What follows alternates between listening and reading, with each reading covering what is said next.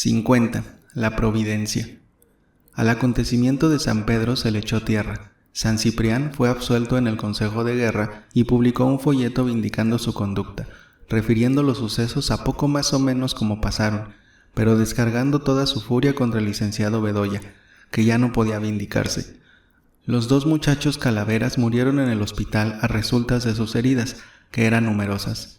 El atrevido golpe de Relumbrón no hizo ni poco ni mucho ruido. Parece que en ciertos periodos, más o menos cortos, se suspende la acción benéfica y reguladora de la providencia y permite a los malvados cometer con la más completa impunidad los más horrendos crímenes. La casa del conde del Saúz siguió, como de costumbre, silenciosa, sombría y cerrada como si nada hubiese pasado. El dependiente acostumbraba cada semana escribir una carta de estampilla a don Remigio, diciendo generalmente que no había novedad, o dándole noticia de los pocos asuntos que ocurrían, y acababa de echar su carta al correo cuando fue sorprendido por el tuerto Cirilo. Relumbrón esperaba, pues, que pasarían muchos días antes de que pudiera descubrirse el crimen, y aún entonces, ¿por qué se lo habrían de atribuir a él? Ni quién podía remotamente sospechar que había sido el autor. El único testigo que hubiese podido un día u otro comprometerlos era Valeriano, y ese había desaparecido. Cuando con el oro que encontraron terminaron el último viaje, tomó Evaristo las riendas de sus mulas del coche y se dirigió a la viña. Valeriano continuó a su lado en el pescante, silencioso y preocupado. No tenía ni la más leve idea de que su amo, el dueño de la hacienda de Arroyo Prieto y del molino de Perote, pudiese ser un ladrón, pero no le podía caber duda. Lo veía, él mismo era cómplice involuntario, y todavía no lo quería creer, pero ya en la situación en que estaba, no tenía más que obedecer hasta que concluyera la aventura.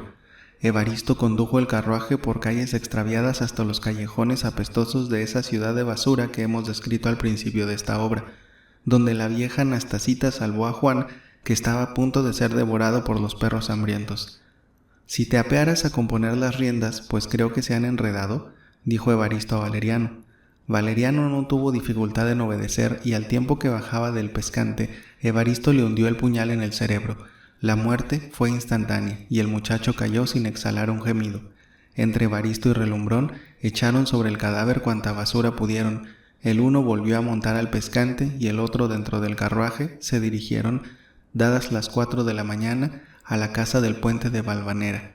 Quitaron las mulas, las dejaron sin cenar, después de haberlas hecho trabajar toda la noche, y emplearon el tiempo hasta que amaneció en contra y colocar convenientemente en el cuarto el dinero que se habían robado. De día ya, Evaristo se dirigió al llamado Mesón de San Justo, donde tenía sus caballos, y de allí regresó al monte, y Relumbrón, envuelto en su capa, entró a su casa al tiempo mismo que su mujer y su hija salían, como lo tenían de costumbre, a oír su misa a la iglesia cercana. Relumbrón se estremeció, pero pudo disimular y tenía preparada de antemano su respuesta pronta para los casos que se ofrecieran. «Desvelado toda la noche en palacio», les dijo, «me tocó la guardia, y cuando el presidente comienza a referir la historia de sus campañas desde que fue cadete, no hay medio de cortarle la palabra, ni mucho menos yo, que tengo que obedecerle». Doña Severa creyó o no lo que decía su marido, pero estaba decidida a no hacer indagaciones ni mortificar con preguntas, y nada le contestó. Amparo, que no era capaz de sospechar de su padre, a quien adoraba, le tendió la mano, pero Relumbrón no se la dio. La tenía sucia de la plata que había manejado y de la basura que había echado sobre el cadáver de Valeriano. Cuando de pie en la puerta del zaguán vio alejarse con paso tranquilo a su mujer y Amparo, tuvo un dolor agudo en el corazón, como si le hubiesen clavado un puñal. Consuelo era idéntica en la cara y en el cuerpo a su hija, y Consuelo acababa de ser violentada, asesinada por su cómplice Evaristo. Se le volvió a pasar por la imaginación la terrible idea, ¿si será mi hija? Y entró en sus piezas, haciendo un examen de conciencia y recordando la serie de mujeres a quienes había conocido y las épocas de sus amores. Mientras más recordaba su vida, más presunciones tenía de que Consuelo era su hija. «Bah», dijo metiéndose en las sábanas, «qué tonterías se le meten a uno a veces en la cabeza. Pensemos en el negocio de Carrascosa». Y pensando en él, cerró los ojos y se quedó profundamente dormido. La fatiga y el cansancio pudieron más que sus negros remordimientos. El negocio de Carrascosa era robarlo como había robado las cajas del conde del Saúz. Era un negocio quizá más productivo, pero no se atrevía, no podía hacerlo personalmente. Desde la aventura tragicómica del cementerio, Pepe Carrascosa había cambiado de carácter y de modo de vivir. El golpe cuando los muchachos del hospicio dejaron caer el ataúd, la emoción de verse ya a punto de ser enterrado vivo, pero más que todo, la cólera contra sus parientes, que creía habían tenido la criminal intención de deshacerse de él, le produjeron una enfermedad muy grave, de la que felizmente sanó al cabo de 3 semanas, y en la convalecencia tuvo que reflexionar, y sus reflexiones ocasionaron que cambiase completamente de vida. De pronto, y antes que todo, hizo un nuevo testamento, y como buen cristiano, reconociendo que Dios lo había salvado por medio del muchacho que dejó caer el ataúd, de una muerte horrorosa y de la enfermedad que le vino en consecuencia, instituyó legados para las parroquias pobres, con obligaciones a los curas de hacer cada año una función solemne y repartir limosnas a las familias vergonzantes de la feligresía. Dotó con 500 pesos anuales a 10 niñas huérfanas que dieran testimonio ante el arzobispo de buena conducta, y por este estilo seguían otras cláusulas. Lo que restara, cumplidas esas mandas, debería dividirse entre los pobres del hospicio y el muchacho que por travesura o por casualidad dejó caer el ataúd en la puerta del cementerio. Recordaba, y así se le encargó al escribano, que ese testamento se abriera en presencia de su cadáver, que el médico o médicos que lo asistieran le abrieran el pecho, le sacaran el corazón y conservándolo en un frasco en espíritu de vino, lo colocasen junto al ataúd en el sepulcro que expresamente mandaría hacer en San Fernando, como lo hizo desde el momento que pudo salir a la calle. Él mismo llevó también a 2 de los periódicos de más circulación un aviso prometiendo muy buena recompensa a quien le presentara o le diera razón del muchacho. Este aviso debía reproducirse constantemente 3 veces por semana. Pero antes de que llegase el momento en que otra enfermedad se lo llevase y los médicos le sacasen el corazón, se propuso no pensar en la muerte y pasarse una vida de príncipe, pues que su dinero le permitía hacerlo, dejando todavía lo bastante para que se cumpliesen las mandas de su testamento. Abandonó el infecto tugurio donde voluntariamente se había martirizado tantos años y trató de buscar una buena casa, pues las de su propiedad estaban ocupadas. Recorriendo las calles más céntricas, fue a dar a la de León. La casa, cuyos papeles en los balcones anunciaban que estaba vacía, era sola, con 6 piezas y cocina, muy aseada y hasta lujosa. Por todos aspectos le convenía. Era propiedad de Relumbrón, que la había adquirido en uno de tantos cambios y tratos que hacía con amigos y jugadores, y que por aquel momento no tenía aún la idea de organizar sus lucrativos negocios como lo hizo después. El arreglo entre propietario e inquilino no fue difícil. Pepe Carrascosa y Relumbrón desde antes eran amigos, se habían conocido en el Montepío, no faltaban cada mes a las almonedas de alhajas y uno y otro no salían del gran palacio del conde de Regla, sin haber comprado lo más curioso que se ofrecía a la venta pública. Carrascosa tenía a Relumbrón por un hombre muy experto y conocedor en diamantes y piedras, y Relumbrón consideraba a Carrascosa como el más inteligente en materia de chácharas y antigüedades. Así, se consultaban mutuamente y se sabían lo que cada uno compraba y guardaba, pues los dos tenían la manía de comprar y guardar curiosidades o hacer cambalaches por lo que les ofrecían de más curioso. Continuaron mucho tiempo las relaciones amistosas de ambos y se les veía salir del Montepío brazo a brazo, platicando muy entusiasmados de las curiosas adquisiciones que habían hecho y solían caminar juntos hasta la alcaicería para que el compadre platero les diese su parecer o les hiciese de unos aretes antiguos un juego de botones o cosa semejante. Esta armonía se interrumpió por una verdadera friolera. El santo obispo Madrid había fallecido hacía tiempo. Hubo de terminar su testamentaria y se pusieron en venta, por orden judicial, los muebles de su casa y multitud de objetos curiosos, porque el prelado, lo mismo que Carrascosa y que Relumbrón, era apasionado por las chácharas y sus viajes a Europa le habían proporcionado la ocasión de adquirir objetos tan raros y curiosos que no se encontraban en ninguna otra casa de México. La almoneda fue muy concurrida y, por supuesto, Relumbrón y Carrascosa fueron de los primeros. Durante 2 horas se vendieron diversos objetos a precios muy bajos. Carrascosa compró unas cosas, Relumbrón y las demás personas otras, y la sesión iba a terminarse con el remate de un relicario insignificante que encerraba una cera del Agnus.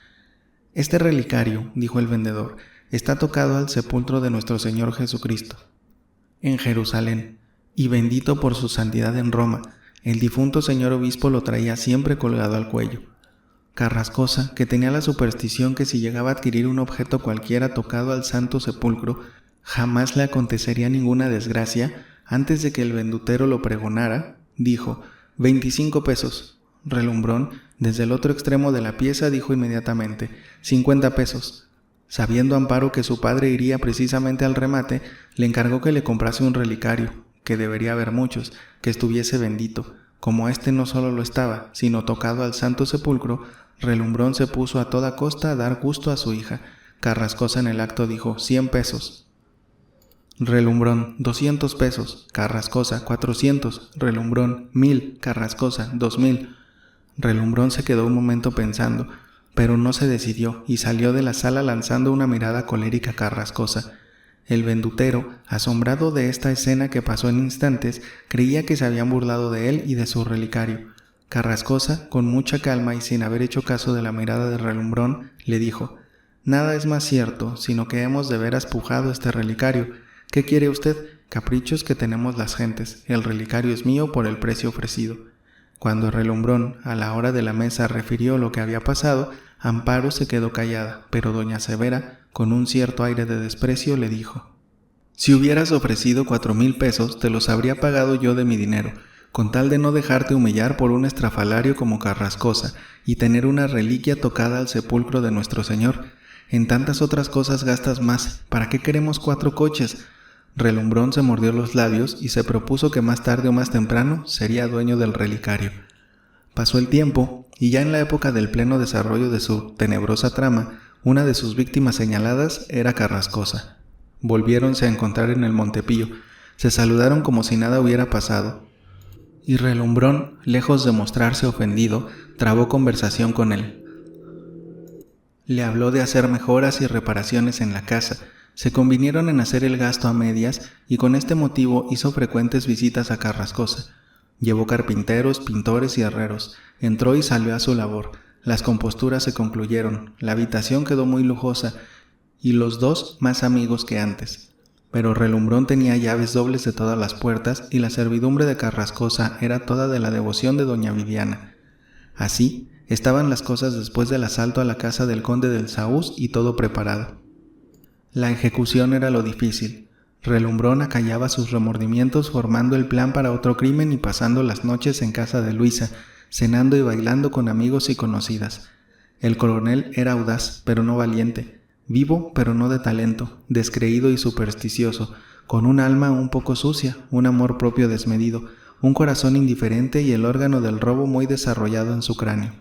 Con estos elementos, sus concepciones nada tenían de ingenioso ni de extraordinario. Y si había llegado a tender una red a la sociedad de México y a formar una vasta asociación de ladrones y asesinos, no era debido a sus combinaciones, sino a la casualidad y a la fortuna y a los agentes que se había rodeado. Doña Viviana y el platero por un lado, el tuerto Cirilo y Evaristo por el otro, eran los que habían trabajado sin descanso y organizado de una manera admirable el servicio, de modo que no se erraba golpe ninguno, y en la ciudad y en los pueblos del valle y en los caminos hasta Guanajuato y hasta Veracruz se cometían diariamente robos que no llegaban a conocimiento de Relumbrón ni de la policía, sino después de muchos días y cuando todas las pesquisas e indagaciones eran inútiles. Un libro podríamos llenar con anécdotas más o menos extrañas o terribles, pero nos tenemos que reducir a los lances en que tomaba parte muy directa Relumbrón. El negocio de Carrascosa, como él le llamaba, lo quería hacer solo, pero por más vueltas que le daba no le era posible, o mejor dicho, no se atrevía. Teniendo en su poder las llaves de todas las puertas y los criados a su disposición, lo más fácil era entrar disfrazado, atacar a Carrascosa en medio de un sueño, amarrarlo y apoderarse de lo más valioso, puesto que hasta sabía dónde estaban las alhajas y chucherías. Pero no se atrevió, tuvo miedo. ¿Fiar el asalto al tuerto Cirilo? Tampoco, el tuerto era un desalmado, mataría a Carrascosa y robaría al mismo Relumbrón. Concibió un término medio un poco absurdo, pero se fijó en él. Las más veces Lamparilla lo acompañaba a la hacienda. En esta vez se marchó solo. No se detuvo en Riofrío a almorzar y a pasar una especie de revista a los muchachos de Evaristo, sino que siguió hasta Puebla. Allí pidió caballos y llegó al anochecer encontrando a Juan solo en ella, que era lo que quería. Cataño andaba por la tierra caliente, Romualdo y los demás en el molino de Perote, y Juan, muy ocupado en el cuarto de raya, arreglando sus cuentas y disponiendo de trabajos para el día siguiente. Ni le sorprendió ni extrañó su visita. Le recibió con respeto, Ordenó a los criados que pusiesen la mesa para la cena y los siguió a la sala. ¿Estás contento a mi servicio?, le preguntó Relumbrón, desembarazándose de su abrigo y haciéndole seña de que tomase asiento. «¿Cómo no?», le contestó Juan, «en mi vida he estado mejor». «Me alegro. Creo que eres un muchacho fiel y que tienes gratitud, porque al fin, y mucha, señor coronel, mucha. ¿Es decir que estarías dispuesto a hacer sin replicar lo que yo te mandare?» «A todo, señor coronel. ¿Y cómo podría dejarlo de hacer, a no ser que me quisiese separar de la hacienda?» «Bien, eso basta. Se trata de arriesgar algo, no materialmente tu vida, pero es para hacer una buena acción. No me hagas preguntas ni trates de hacer indagaciones. Después lo sabrás todo. Por ahora escucha. Tengo un amigo a quien quiero como si fuese un hermano. Este amigo va a ser robado y asesinado, por una circunstancia que no te puedo explicar. Hoy tengo el secreto y quiero salvar a este amigo, al menos de la muerte. Vive en una casa de mi propiedad. Tengo, como siempre que se ponen chapas nuevas y francesas, dobles llaves de toda la casa y conocimiento con los criados. Tú entrarás a ciertas horas de la noche. Te conducirán a una pieza donde permanecerás oculto para observar lo que pase. Los ladrones, o mejor dicho el ladrón, porque será uno solo, entrará después. Déjalo que robe las alhajas y que abra los cajones, que amarre a mi amigo, que le impida que grite, pero si ves que lo trata de matar, sálvalo, aún a costa de tu vida si es necesario. Si el ladrón, como es posible, se resiste, lucha con él, y ten presente que es hombre fuerte y atrevido, pero antes preséntale esta ficha, y en cuanto la vea te obedecerá y nada te hará. Si ha robado ya algo, pídeselo y te lo entregará. Lo guardas y me lo traes, diciendo a la persona que habita la casa que el que le ha salvado la vida le devolverá sus prendas, y que guarde silencio, porque le va la vida de por medio. Mañana marcharemos a México y allí te daré instrucciones precisas para el buen resultado de esta cosa tan delicada que tenemos entre manos». Fatigado del largo trozo que esperó a Juan, sin puntos ni comas, guardó un momento de silencio. Juan quiso hablar, pero Relumbrón se lo impidió. «Nada me contestes ahora, y ya sabes cuál es el asunto. Reflexiona bien toda la noche. Si no tienes voluntad me lo dices francamente mañana. Por ahora vamos a cenar, y no hablemos más de esto. Toma». Entregó al muchacho una medalla de metal grande que era una cuartilla, acuñada por el platero, que tenía 2 letras, CL, Compañía de Ladrones. Este era el talismán que servía para reconocerse como pertenecientes a la gran asociación. La criada entró a decir que la cena estaba en la mesa. Pasaron al comedor, cenaron con apetito y hablaron de las cosas de la hacienda, que en todos sentidos estaban cada día mejor. ¿Dormir, Juan? Imposible. Entre todos los lances y aventuras de su vida, ninguna tan rara ni tan misteriosa como esta, y por más vueltas que le daba no podía comprender el extravagante plan de su patrón, y el simple sentido común le decía que si Relumbrón sabía cuándo y a qué hora debería ser robado y asesinado su amigo, lo más natural y sencillo era avisárselo a él para que se saliese de su casa, para que ocultase su dinero y sus alhajas, o avisárselo a un alcalde, a un juez, al gobernador, para que introdujese a la policía o cogiese infraganti al ladrón o ladrones. Las entradas y salidas de don Pedro Cataño con su gente, las escoltas del molino, los viajes intempestivos de Relumbrón, la protección que dispensaba a Evaristo, todo esto, unido al misterio que envolvía lo que parecía una obra meritoria de amistad, hacía que entrasen y saliesen en el ánimo de Juan terribles sospechas. De modo que ya bien tarde, se durmió con el ánimo firme de decir resueltamente a su patrón que se separaba de la hacienda, y marcharse en efecto, con lo que había economizado, a buscar fortuna en el interior. Al despertar había cambiado de resolución. La curiosidad y el arranque de la juventud pudo en él más que nada. Dirá que tengo miedo, y con este ánimo mandó ensillar los caballos, y amo y dependiente llegaron a San Martín al tiempo que pasaba la diligencia para México. Apenas flotó suavemente Juan cuando la puerta se abrió y una mano suave se apoderó de la suya. Volvió a cerrar sin haber hecho el menor ruido y lo condujo a las tinieblas de una escalera. Con el mismo silencio atravesaron unas piezas aún más oscuras hasta que se detuvieron en un gabinete. «Aquí, aquí», le dijo al oído una voz, y al mismo tiempo sintió que 2 labios gruesos se habían pegado un instante en su oído. No esperaba Juan que comenzase la aventura tan agradablemente, y trató de cerciorarse con las manos de qué clase de ser misterioso lo guiaba. «No, no», le dijo la voz, y los labios gruesos volvieron a pegarse esta vez en su carrillo, nada más la cara. Juan tentó una frente lisa y no ancha, unos cabellos gruesos, unas cejas pobladas, una nariz chata y un tanto abultada, unos labios carnudos y frescos, como los había sentido, una barba terminada en un hoyito, unos carrillos como seda. «Nada más», dijo la voz, «ahora yo». Con la misma suavidad y cariño que había usado Juan, comenzó la misteriosa muchacha a recorrer su cara. «Guapo», dijo así que terminó el agradable paseo de sus dedos, ahora callados, y le puso un dedo en la boca. Se arrimó junto a él, y así permanecieron más de media hora, sentados en un canapé. Se escuchó un ligerísimo ruido de pasos como de un gato que haya olido al ratón, y a poco se fue dibujando en la pieza continua la silueta de un hombre. «Quieto, es él», dijo la muchacha a Juan. «¿Quién es él?». «El tuerto Cirilo». Y el tuerto Cirilo, con un farolillo en la mano, pasó por la puerta del gabinete negro, donde estaban arrebujados uno contra el otro Juan y la doncella. Era un hombre cuadrado, con un pantalón y una chaqueta de pana cuadrada, color de gato de carbonería. Juan pudo notar una cara ancha llena de costuras y verdugones, un ojo vacío, sangriento y rasgado, la boca entreabierta, enseñando una fila de dientes como de bulldog. Fue una visión instantánea de aparición diabólica que entró en la oscuridad, pues el tuerto Cirilo dio otra dirección a su farolito y se sumergió en la sombra. Juan involuntariamente se arrimó más contra la muchacha. «No, no te hará nada, pero no importa. ¿Traes armas?». «Sí», contestó Juan. «¿Y la medalla?». «También». «Bueno, entonces ven, muy quedito, ni resuelles. Yo te diré lo que tienes que hacer. Doña Viviana me ha dado bien las lecciones». Y Juan y la doncella se pusieron a seguir a pasos de gato al tuerto Cirilo. Este entró en una pieza que era un museo. Los muebles eran antiguos y exquisitos, de incrustaciones de nácar y marfil, las paredes llenas de cuadros de verdaderos maestros, los rincones de tibores de China de las dinastías de hace 500 años, mesitas por aquí y mesitas por allá llenas de objetos de marfil, en fin, la aglomeración de cuanta cháchara había comprado Carrascosa durante muchos años en las almonedas del Montepío y en las testamentarias. El tuerto Cirilo no hizo caso de nada de eso.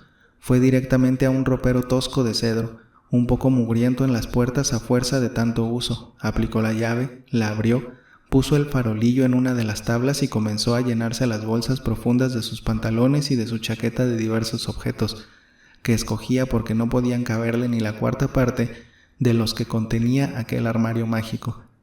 De los cajones sacó sin duda diamantes y piedras preciosas, pero no parecía satisfecho y buscaba alguna cosa que no podía encontrar.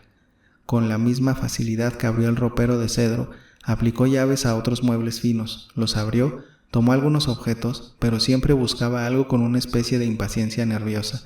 Convencido de que no podía encontrar lo que buscaba, cerró los armarios, cogió su linterna y se dirigió a la recámara de Carrascosa. La doncella tomó a Juan de la mano, lo condujo a la recámara de Carrascosa y lo instaló detrás del pabellón de la cama, mientras que el tuerto Cirilo acababa de cerrar los estantes. «Aquí», le dijo, «te estás viendo lo que pasa. Si el tuerto Cirilo intenta matar al amo, se lo impides. Si se resiste, lo matas. Nada se perderá. No lo puede ver mi alma. El amo mismo te salvará, y el que nos manda a todos, que puede más que nadie, te lo agradecerá. No tengas miedo, estoy por aquí cerca y te ayudaré». La doncella imprimió un beso silencioso en la boca de Juan y desapareció en la oscuridad. Pepe Carrascosa respiraba tranquila y regularmente. Nada había interrumpido ni el silencio ni la aparente tranquilidad de la casa de la calle de León. A los pocos instantes se presentó el tuerto Cirilo, con su farolillo en la mano. Alumbró la recámara, se acercó al lecho de Carrascosa, puso su farol en la mesa de noche. Le cogió con la mano derecha el cuello y sin sacar el puñal le dijo: «¿Dónde está el relicario?». Carrascosa se sintió presa de una horrorosa pesadilla. Pudo removerse y llevar la mano a su cuello para quitarse lo que lo oprimía. «¿Dónde está el relicario?», volvió a decir Cirilo, quitando la mano de la garganta de Pepe Carrascosa para que pudiese responderle. «¿El relicario?», dijo Carrascosa. «No lo tengo, no lo tengo». Y al mismo tiempo llevó la mano derecha a su almohada, donde estaba el relicario, y lo empujó hasta el fondo, enterrándolo entre el colchón y la cabecera. Sorprendido y atarantado como todo el que ve su sueño interrumpido por una visión espantosa y no sabe si está soñando o despierto, estaba completamente seguro que si ocultaba y defendía a toda costa su relicario, tocado en tierra santa, nada le habría de suceder. El tuerto Cirilo tenía orden expresa de doña Viviana de buscar entre las alhajas un relicario con cera de agnus, o de exigirlo a Carrascosa, amenazándolo con la muerte si no lo entregaba, Relumbrón quería regalarlo a toda costa a su hija Amparo y contentar con esto a su mujer, que hacía semanas que apenas le dirigía la palabra. El relicario o te mato, gritó entonces con una voz ronca por el aguardiente que contra su regla había tomado esa noche. El relicario no lo tengo, le gritó Carrascosa con la fe que le daba la firme creencia que tenía arraigada. Róbate lo que quieras, mátame si puedes, pero el relicario no te lo he de dar. Furioso el tuerto Cirilo de la respuesta de Carrascosa, sacó el puñal y le dijo: lo tienes debajo de la camisa y te lo he de sacar con la vida. Y a este mismo tiempo le agarró con una mano la camisa y con la otra le asestó una puñalada. Pero el puñal no llegó a herirlo, porque Juan le dio al tuerto Cirilo tan soberbio revés en la sien que trastabillando fue a rodar a 2 varas de la cama. Carrascosa se sentó en su cama, se restregó los ojos, estaba atónito, no sabía lo que pasaba. La doncella entró al mismo tiempo con una vela encendida en la mano. Juan, sin perder tiempo, recogió el puñal del tuerto Cirilo, que había rodado por el suelo, se acercó a él y le puso el pie en el pescuezo para que no pudiera levantarse. Pero no había necesidad. El tuerto Cirilo, aunque no le salía sangre por ninguna parte, había perdido el sentido. La providencia y nada más, exclamó Carrascosa sentándose en su cama, sacando el relicario de donde lo había escondido y besándolo con emoción. Yo sabía bien que este relicario me salvaría la vida, habría dado toda mi fortuna por él. Si Relumbrón hubiese ofrecido 100,000 pesos, yo habría pujado hasta 200,000. Pero ¿me quieres decir, Luz, qué ha pasado? ¿Qué es esto? Tiéntame y muéveme para que crea que no estoy soñando. ¿Quién es este mozo que tan a tiempo derribó a este ladrón para evitar que me hubiese clavado el puñal en el corazón? Habla, di algo, Luz. ¿Por qué estás aquí? ¿Qué cosas tan espantosas me suceden a mí, y siempre salvado por un milagro? Esto es más raro todavía que lo que pasó el día en que mis parientes me querían enterrar vivo, y un muchacho, un simple muchacho del hospicio, me salvó de una espantosa muerte. Habla, Luz, si no quieres que me quede loco de atar. Y Pepe Carrascosa, diciendo esto de una pieza, no cesaba de besar el relicario. Cuando pudo hablar Luz, le dijo: bien despierto está usted, señor, y dice bien que Dios lo ha salvado. Este muchacho es mi novio, me vino a ver y estuvo a tiempo en que este ladrón, que sin duda se quedó oculto en la caballeriza, lo iba a asesinar, pero él le contará a usted lo demás, y lo que importa por ahora es que este hombre que está tirado se marche de aquí. Si está muerto, dijo Carrascosa mirando al tuerto Cirilo, que no se movía del lugar donde había caído. ¿Qué muerto? Si estos brutos nunca mueren, ya verá usted. Y corrió a las piezas interiores, volviendo a los 2 minutos con un pomo de álcali que pegó a las narices del tuerto Cirilo, el cual hizo un gesto, arrojó un ronquido como de marrano y se solivió sobre el codo. Ahora te largas en el acto, le dijo al oído la bisbirinda Luz, si no quieres que el amo llame al guarda y te lleven a la cárcel. El tuerto Cirilo, atarantado del soberbio bofetón, miró a todos lados, se limpió el ojo tuerto de donde le escurría un licor viscoso, se levantó y fue tomando el camino de las piezas que parece sabía muy bien. Luz lo despidió diciéndole: bruto, nunca sabes hacer bien las cosas, has venido borracho, bien me lo advirtió doña Viviana. Ya me la pagarás, le contestó el tuerto Cirilo, me has vendido por quedar bien con tu querido que tenías escondido, te he de matar antes de una semana. Luz volvió y encontró a Carrascosa todavía sentado en su cama y a Juan delante, asombrados y sin poderse decir una palabra. Tanta así era la impresión que les causaba lo que estaba pasando. Juan a su vez, como Carrascosa, bendijo a la providencia en su interior. Después de transcurridos años y años, un suceso, el más raro e inesperado, lo ponía en contacto con aquel muerto que cargaba en sus hombros y que sin voluntad, sino por causa de una piedra mal puesta y de un calzado viejo, había dejado caer en la puerta del cementerio. Y el relicario, y el nombre de Relumbrón en los labios de Carrascosa, y la lucha entre los dos por una prenda cuyo valor no pasaba de 10 pesos. Y esa moza bonita y simpática, cómplice seguramente de los ladrones, que se declaraba desde luego su novia, que le había dado un amoroso beso en la oscuridad y en el curso de una singular aventura. Todo esto le impidió el uso de la palabra. Reflexionó, sin embargo, que era necesario no desmentir a Luz, y que pues ella había dicho que era él su novio, claro que así convendría a los planes del mismo Relumbrón. Después de lo que ha pasado tendrás que hablar con el amo, dijo Luz a Juan. Todo está cerrado y seguro, y ese bruto se ha marchado. Tú lo explicarás todo. Bien quisiera explicar a usted lo que pasa, dijo Juan a Carrascosa, que no volvía de su asombro, pero me es imposible. Una persona a cuyo servicio estoy y me ha prohibido expresamente revelar su nombre, me envió a que salvase a usted si era amenazado de muerte. Y desde luego debe de ser muy buen amigo. Supo que debían asaltar a usted esta noche los ladrones y matarlo si se resistía a entregar las llaves de los cofres y roperos, o si trataba de defenderse o daba gritos. He cumplido con mi misión con toda felicidad, y no me pregunte usted más, ni acerca de esto, ni acerca de la muchacha, porque nada podré responder, y parte de estas cosas son también para mí un misterio. Como usted, he creído y creo en la providencia divina y me he entregado enteramente a su voluntad, dejando que ella me conduzca en el camino de la vida, y ella me ha conducido a encontrar al que salvé una vez de ser enterrado vivo y he salvado ahora del puñal de un asesino.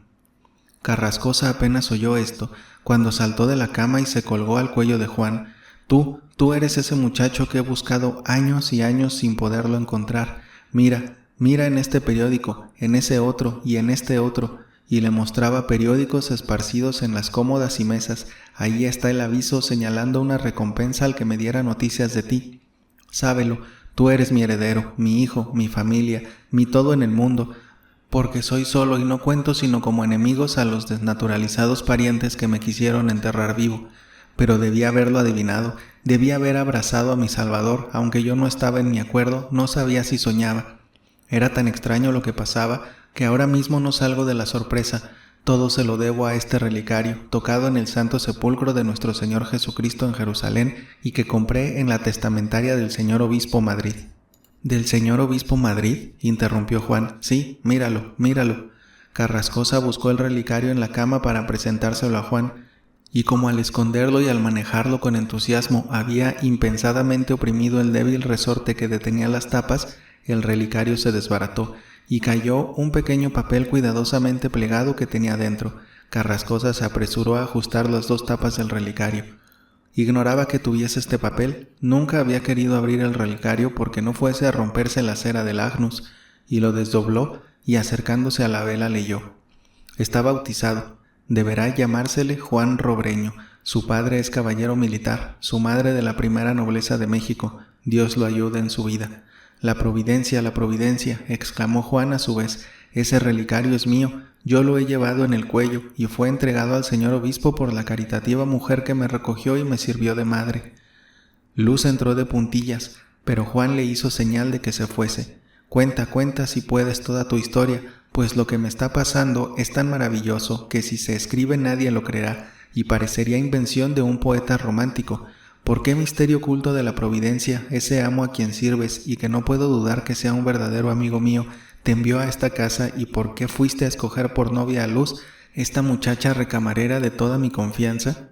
Sentáronse, dejando para después el registrar los armarios y cerciorarse de lo que se había embolsado el tuerto Cirilo, y Juan contó a Pepe Carrascosa, a poco más o menos, toda su vida, callando aquello que convenía para no descubrir ni aun de lejos a relumbrón. Bien, bendito sea Dios que todo lo dispone y todo lo ordena según su voluntad. Guardemos nuestros secretos, porque así conviene. Nada digas a la persona que te envió aquí de lo que has descubierto. Ya eres rico, eres como mi hijo. Puedes dejar el destino y venir conmigo a tener cuidado de mis asuntos y de mis cosas, pero más adelante. No hay que decir ni una palabra del robo. Lo que se ha llevado ese asesino no es gran cosa, y aunque fuera.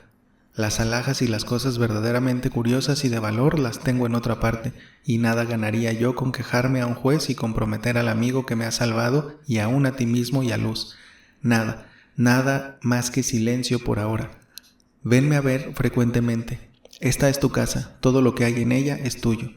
Juan le dijo que vivía muy lejos de México, rumbo en el interior, pero que no dejaría de volver pronto, y como en esto ya iba amaneciendo, se despidieron haciéndose mutuas protestas y estrechándose la mano.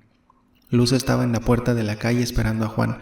Me voy contigo, le dijo, pero, quieras o no, me confrontas y es bastante. Además, yo no quiero estar un día más en esta casa, sirviendo de espía y formando parte de la banda de ladrones que depende de doña Viviana. Ya te contaré, el tuerto, antes de 8 días, ha prometido asesinarme y lo cumplirá. Tú eres hombre y me defenderás, y aunque no fuera por eso, me voy contigo, porque te quiero, y acabóse. Luz metió una llave en la chapa de la puerta, la cerró, tomó a Juan del brazo y echaron a andar por la silenciosa calle de León.